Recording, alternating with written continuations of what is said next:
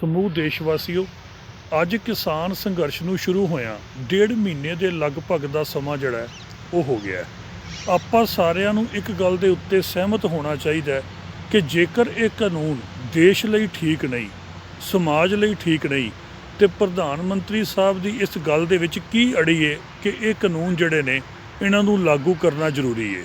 8 ਮੀਟਿੰਗਾਂ ਤੋਂ ਬਾਅਦ ਅਗਲੀ ਮੀਟਿੰਗ 15 ਜਨਵਰੀ ਦੇ ਦਿੱਤੀ ਗਈ, ਪਰ ਫਿਰ ਵੀ ਇਹਨਾਂ ਕਾਨੂੰਨਾਂ ਦੇ ਫਾਇਦੇ ਜਿਹੜੇ ਹੈ ਉਹ ਨਹੀਂ ਗਿਣਾਏ ਗਏ, ਨਾ ਹੀ ਲੋਕਾਂ ਨੂੰ ਇਹਨਾਂ ਕਾਨੂੰਨਾਂ ਬਾਰੇ ਸੁਚੇਤ ਕੀਤਾ ਗਿਆ।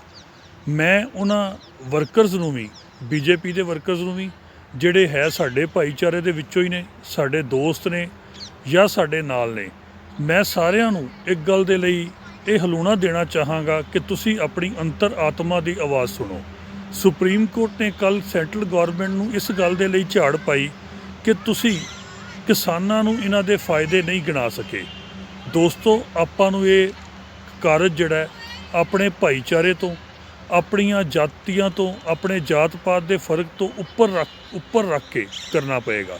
ਜੇ ਕਿਸਾਨ ਭਾਈਚਾਰਾ ਲੜ ਰਿਹਾ ਹੈ, ਜੇ ਹੁਣ ਤੁਸੀਂ ਇਹ ਦੇਖੋ ਕਿ ਦੇਸ਼ ਦਾ ਪੂਰਾ ਕਿਸਾਨ ਵੱਖ-ਵੱਖ ਸਟੇਟਸ ਤੋਂ ਆ ਕੇ ਦਿੱਲੀ ਦੇ ਸਿੰਘੂ ਬਾਰਡਰ 'ਤੇ, ਟਿਕਰੀ ਬਾਰਡਰ 'ਤੇ, ਹੋਰ ਬਾਰਡਰਸ ਦੇ ਉੱਤੇ ਆ ਕੇ ਇੰਨੀ ਠੰਡ ਦੇ ਵਿੱਚ ਬੈਠਾ ਹੋਇਆ ਹੈ, ਜੇ ਉਹਨਾਂ ਨੂੰ ਇਸ ਕਾਨੂੰਨ ਦਾ ਕੋਈ ਵੀ ਫਾਇਦਾ ਹੋਵੇ ਤਾਂ ਮੈਂ ਸਮਝਦਾ ਕਿ ਉਹ ਕਦੀ ਵੀ ਇੱਥੇ ਆ ਕੇ ਬੈਠਣਗੇ ਨਹੀਂ।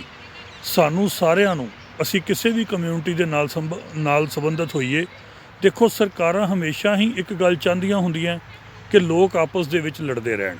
ਜਿਹੜਾ ਪ੍ਰਧਾਨ ਮੰਤਰੀ ਕਾਸ਼ੀ, ਗੁਜਰਾਤ, ਵੱਖ-ਵੱਖ ਥਾਵਾਂ 'ਤੇ ਦੂਰ ਤੱਕ ਘੁੰਮੇ ਆਇਆ, ਉਹ 10 ਕਿਲੋਮੀਟਰ 'ਤੇ ਜਾ ਕੇ ਕਿਸਾਨਾਂ ਨਾਲ ਗੱਲ ਨਹੀਂ ਕਰ ਸਕਿਆ।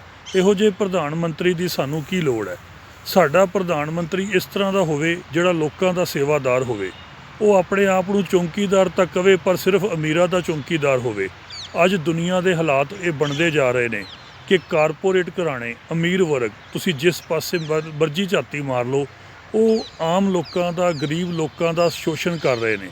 ਮੇਰੀ ਬੀਜੇਪੀ ਭਾਈਚਾਰੇ ਦੇ ਸਮੂਹ ਵਰਕਰਾਂ ਨੂੰ ਵੀ ਇੱਕ ਅਪੀਲ ਹੈ ਕਿ ਆਪਾਂ ਸਾਰੇ ਜਣੇ ਇਕੱਠੇ ਹੋ ਕੇ ਆਪਣੀ ਅੰਤਰ ਆਤਮਾ ਦੀ ਆਵਾਜ਼ ਨੂੰ ਸੁਣ ਕੇ ਵਾਕਈ ਹੀ ਇਸ ਚੀਜ਼ ਨੂੰ ਪਹਿਲਾਂ ਸਮਝੀਏ ਕਿ ਇਹ ਕਾਨੂੰਨ ਕਿੰਨੇ ਕੁ ਸਹੀ ਨੇ।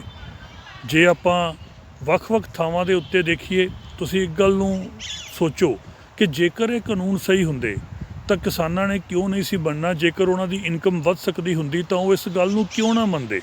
ਮੈਨੂੰ ਹੁਣ ਤੱਕ ਇਹ ਗੱਲ ਸਮਝ ਨਹੀਂ ਆ ਰਹੀ। ਅਸੀਂ ਇੱਕ ਪਾਰਟੀ ਕਰਕੇ ਜਾਂ ਸਿਰਫ ਆਪਣੇ ਨਿੱਜੀ ਸਵਾਰਥਾਂ ਕਰਕੇ ਇਸ ਗੱਲ ਨੂੰ ਧਿਆਨ ਦੇ ਵਿੱਚ ਰੱਖਦੇ ਪਏ ਹਾਂ ਕਿ ਪਤਾ ਨਹੀਂ ਕੀ ਹੋ ਜਾਏਗਾ। ਕੁਛ ਨਹੀਂ ਹੋਣਾ। ਲੋਕਤੰਤਰ ਦੇ ਵਿੱਚ ਅਸੀਂ ਬੈਠੇ ਹਾਂ। ਸੁਪਰੀਮ ਕੋਰਟ ਨੇ ਕੱਲ੍ਹ ਇੱਕ ਇਤਿਹਾਸਕ ਫੈਸਲਾ ਦਿੱਤਾ ਹੈ, ਕਿਸਾਨਾਂ ਨੇ ਇੱਕ ਇਤਿਹਾਸਕ ਅੰਦੋਲਨ ਕੀਤਾ, ਕਰ ਰਹੇ ਨੇ, ਅਤੇ ਮੈਂ ਇਸ ਗੱਲ ਨੂੰ ਗਰੰਟੀ ਦੇ ਨਾਲ ਤੁਹਾਨੂੰ ਦੱਸ ਸਕਦਾ ਕਿ ਇਹ ਅੰਦੋਲਨ ਇਤਿਹਾਸਕ ਬਣ ਵੀ ਗਿਆ ਅਤੇ ਆਉਣ ਵਾਲੇ ਸਮੇਂ ਦੇ ਵਿੱਚ ਇਹ ਇਤਿਹਾਸਕ ਬਣਨ ਜਾ ਰਿਹਾ ਹੈ। 26 ਤਰੀਕ ਨੂੰ ਕਿਸਾਨਾਂ ਨੇ ਜਿਹੜਾ ਸਾਰਿਆਂ ਨੂੰ ਸੱਦਾ ਦਿੱਤਾ, ਹਰ ਘਰ ਦੇ ਵਿੱਚੋਂ ਇੱਕ ਬੱਚੇ ਦਾ ਜਾਂ ਕਿਸੇ ਦਾ ਉੱਥੇ ਪਹੁੰਚਣਾ, ਸਾਨੂੰ ਸਾਰਿਆਂ ਨੂੰ ਜਿੰਨੀ ਪਾਰਦਰਸ਼ਤਾ ਦੇ ਨਾਲ, ਜਿੰਨੀ ਪੇਸ਼ੈਂਸ ਦੇ ਨਾਲ ਕਿਸਾਨਾਂ ਨੇ ਇਹ ਅੰਦੋਲਨ ਚਲਾਇਆ ਹੈ, ਸਰਕਾਰ ਨੂੰ ਇਸ ਗੱਲ ਦੀ ਖਬਰ ਹੋ ਗਈ ਹੈ, ਸਰਕਾਰ ਅੰਦਰੋਂ ਡਰ ਗਈ ਹੈ ਕਿ ਆਉਣ ਵਾਲੇ ਸਮੇਂ ਦੇ ਵਿੱਚ ਵੀ ਜੇਕਰ ਉਹ ਕਿਸੇ ਵੀ ਕਮਿਊਨਿਟੀ ਦੇ ਨਾਲ, ਕਿਸੇ ਵੀ ਸੋਸ਼ਲ ਵਿਅਕਤੀ ਦੇ ਨਾਲ, ਕਿਸੇ ਵੀ ਸੋਸ਼ਲ ਸੰਸਥਾ ਦੇ ਨਾਲ ਇਹੋ ਜਿਹਾ ਕੰਮ ਕਰਨਗੇ ਤਾਂ ਉਹਨਾਂ ਨੂੰ ਮੂੰਹ ਦੀ ਖਾਣੀ ਪਏਗੀ। ਸੁਪਰੀਮ ਕੋਰਟ ਦਾ ਸੈਂਟਰਲ ਗੌਰਮੈਂਟ ਨੂੰ ਇਸ ਗੱਲ ਦੇ ਲਈ ਝਾੜ ਪਾਉਣਾ ਕਿ ਤੁਹਾਡੇ ਕੋਲੋਂ ਕਿਸਾਨਾਂ ਦੇ ਮਸਲੇ ਹੱਲ ਨਹੀਂ ਹੋਏ, ਇੱਕ ਬੜੀ ਵੱਡੀ ਲਾਹਨਤ ਹੈ। ਜੇਕਰ ਸਾਡਾ ਪ੍ਰਧਾਨ ਮੰਤਰੀ ਇੱਜ਼ਤਦਾਰ ਹੋਵੇ ਤਾਂ ਉਸ ਨੂੰ ਨੈਤਿਕ ਤੌਰ ਦੇ ਉੱਤੇ ਹੀ ਇਹ ਅਸਤੀਫਾ ਦੇ ਦੇਣਾ ਚਾਹੀਦਾ ਹੈ। ਕੁਰਸੀ ਕਦੀ ਵੀ ਪਿਆਰ ਨਾਲ ਇੱਦਾਂ ਨਹੀਂ ਰੱਖਣੀ ਚਾਹੀਦੀ ਕਿ ਤੁਹਾਡੀ ਬੇਇੱਜ਼ਤੀ ਹੋ ਰਹੀ ਹੋਵੇ ਅਤੇ ਤੁਸੀਂ ਅੰਦਰ ਬੈਠੇ ਰਹੋ, ਸਿਕਿਉਰਿਟੀ ਦੇ ਵਿੱਚ ਰਹੋ। ਜੇ ਅਸੀਂ ਚੰਗਾ ਕੰਮ ਕੀਤਾ, ਜੇਕਰ ਅਸੀਂ ਲੋਕਾਂ ਲਈ ਚੰਗੇ ਹਾਂ, ਤਾਂ ਫਿਰ ਆਪਾਂ ਨੂੰ ਲੋਕਾਂ ਨੂੰ ਆ ਕੇ ਸਮਝਾਉਣਾ ਚਾਹੀਦਾ, ਲੋਕਾਂ ਨੂੰ ਆ ਕੇ ਦੱਸਣਾ ਚਾਹੀਦਾ। ਮੈਂ ਉਹਨਾਂ ਬੀਜੇਪੀ ਲੀਡਰ ਸਾਹਿਬਾਨ ਨੂੰ ਵੀ ਬੇਨਤੀ ਕਰਾਂਗਾ ਕਿ ਤੁਸੀਂ ਆਪਣੀ ਅੰਤਰ ਆਤਮਾ ਦੀ ਆਵਾਜ਼ ਸੁਣੋ ਅਤੇ ਪ੍ਰਧਾਨ ਮੰਤਰੀ ਸਾਹਿਬ ਨੂੰ ਸਮਝਾਉਣ ਦੀ ਕੋਸ਼ਿਸ਼ ਕਰੋ ਕਿ ਉਹ ਜ਼ਿੱਦ ਛੱਡ ਦੇਣ, ਕਿਉਂਕਿ ਕਈ ਵਾਰੀ ਕੀ ਹੁੰਦਾ ਹੈ ਕਿ ਜ਼ਿੱਦ ਜਿਹੜੀ ਹੈ ਉਹ ਸਭ ਕੁਝ ਮਲੀਆ ਮੇਟ ਕਰ ਦਿੰਦੀ ਹੈ। ਆਪਾਂ ਅਮਰੀਕਾ ਦੇ ਵਿੱਚ ਵੀ ਇਹ ਦੇਖਿਆ, ਹਿੰਦੁਸਤਾਨ ਦੇ ਵਿੱਚ ਕਿਸਾਨਾਂ ਨੇ ਜਿਸ ਤਰ੍ਹਾਂ ਦਾ ਅੰਦੋਲਨ ਚਲਾਇਆ, ਇੰਨੀ ਠੰਡ ਦੇ ਵਿੱਚ ਉਹ ਬੈਠੇ ਰਹੇ ਨੇ। ਮੈਂ ਕਹਿੰਦਾ ਪ੍ਰਧਾਨ ਮੰਤਰੀ ਸਾਹਿਬ 2 ਘੰਟੇ ਸਿਰਫ ਮੈਨੂੰ ਠੰਡ ਦੇ ਵਿੱਚ ਰਾਤੀ ਇਸ ਤਰ੍ਹਾਂ ਬੈਠ ਕੇ ਦਿਖਾ ਦੇਣ ਤਾਂ ਅਸੀਂ ਉਹਨਾਂ ਨੂੰ ਮੰਨ ਜਾਵਾਂਗੇ ਕਿ ਵਾਕਈ ਉਹਨਾਂ ਦੇ ਵਿੱਚ ਕੋਈ ਜਜ਼ਬਾ ਹੈ। ਅੰਬਾਨੀਜ਼, ਅਡਾਨੀਜ਼ ਦਾ ਹਾਈ ਕੋਰਟ ਚਲੇ ਜਾਣਾ, ਇਸ ਗੱਲ ਤੋਂ ਪਿੱਛੇ ਹਟਣਾ ਕਿ ਉਹਨਾਂ ਦਾ ਖੇਤੀ ਕਾਨੂੰਨਾਂ ਨਾਲ ਕੋਈ ਵੀ ਲੈਣਾ ਦੇਣਾ ਨਹੀਂ। ਇਹ ਗੱਲ ਸਮਝ ਲੈਣੀ ਚਾਹੀਦੀ ਹੈ ਪ੍ਰਧਾਨ ਮੰਤਰੀ ਸਾਹਿਬ ਨੂੰ ਕਿ ਮੁਸੀਬਤ ਦੇ ਵਿੱਚ ਕੋਈ ਵੀ ਜਿਹੜਾ ਉਹ ਨੇੜੇ ਨਹੀਂ ਆਉਂਦਾ। ਫਿਰ ਤੁਸੀਂ ਤਾਂ ਉਹ ਕੰਮ ਕਰਨ ਜਾ ਰਹੇ ਹੋ ਜਿਹੜਾ ਗਰੀਬ ਵਿਅਕਤੀ ਨੂੰ, ਆਮ ਵਿਅਕਤੀ ਨੂੰ, ਕਿਸਾਨ ਨੂੰ ਮਾਰੇਗਾ। ਅਤੇ ਕਿਸੇ ਨੂੰ ਮਾਰ ਕੇ ਕਿਸੇ ਨੂੰ ਮਾਰਨਾ ਜਾਂ ਕਿਸੇ ਦੀ ਰੋਜੀ ਰੋਟੀ ਖੋਹਣਾ ਕੋਈ ਚੰਗੀ ਗੱਲ ਨਹੀਂ। ਜਦੋਂ ਬੀਜੇਪੀ ਸਰਕਾਰ ਨੂੰ ਜਨ ਸਧਾਰਨ ਨੇ ਵੋਟਾਂ ਪਾਈਆਂ ਸੀ ਤਾਂ ਇੱਕ ਚੇਂਜ ਦੇਖੀ ਸੀ ਕਿ ਚੇਂਜ ਹੋਊਗੀ। ਉਹ ਚੇਂਜ ਇਸ ਤਰ੍ਹਾਂ ਦੀ ਹੋਈ ਕਿ ਬੀਜੇਪੀ ਦੇ ਵਰਕਰ ਜਾਂ ਬੀਜੇਪੀ ਦੇ ਲੀਡਰ ਸਾਨੂੰ ਅੱਜ ਤੱਕ ਇਹ ਨਹੀਂ ਦੱਸ ਸਕੇ ਕਿ ਜਿਹੜੀ ਪ੍ਰਧਾਨ ਮੰਤਰੀ ਸਾਹਿਬ ਨੇ ਨੋਟਬੰਦੀ ਕੀਤੀ ਉਹਦਾ ਅੱਜ ਤੱਕ ਫਾਇਦਾ ਕੀ ਹੋਇਆ। ਦੇਸ਼ ਵਾਸੀਆਂ ਨੂੰ ਵੀ ਇੱਕ ਗੱਲ ਧਿਆਨ ਦੇ ਵਿੱਚ ਰੱਖਣੀ ਚਾਹੀਦੀ ਹੈ, ਦੇਸ਼ ਸਾਡਾ ਹੈ, ਲੋਕ ਸਾਡੇ ਨੇ, ਕਮਿਊਨਿਟੀਜ਼ ਸਾਡੀਆਂ ਨੇ, ਜਾਤ ਪਾਤ ਧਰਮ ਦੇ ਭੇਦਭਾਵ ਦੇ ਵਿੱਚ ਕੋਈ ਵੀ ਫਰਕ ਨਹੀਂ। ਅੱਜ ਕਿਸਾਨਾਂ ਨੇ ਇੱਕ ਅੰਦੋਲਨ ਕੀਤਾ ਹੈ, ਅਲਟੀਮੇਟਲੀ ਕਿਸਾਨ ਜਿੱਤ ਚੁੱਕੇ ਨੇ। ਸਰਕਾਰ ਡਰੀ ਹੋਈ ਹੈ, ਸਰਕਾਰ ਉਹਨਾਂ ਨਾਲ ਗੱਲ ਨਹੀਂ ਕਰ ਸਕਦੀ, ਮੀਟਿੰਗਾਂ ਕਰਕੇ ਸਿਰਫ ਟਾਈਮ ਕੱਢ ਰਹੀ ਹੈ। ਸਾਨੂੰ ਵੀ ਸਾਰਿਆਂ ਨੂੰ ਇਸ ਤਰ੍ਹਾਂ ਦਾ ਹੱਕ ਹੈ ਕਿ ਅਸੀਂ ਆਪਣੇ ਹੱਕਾਂ ਅਤੇ ਅਧਿਕਾਰਾਂ ਲਈ ਲੜ ਸਕੀਏ।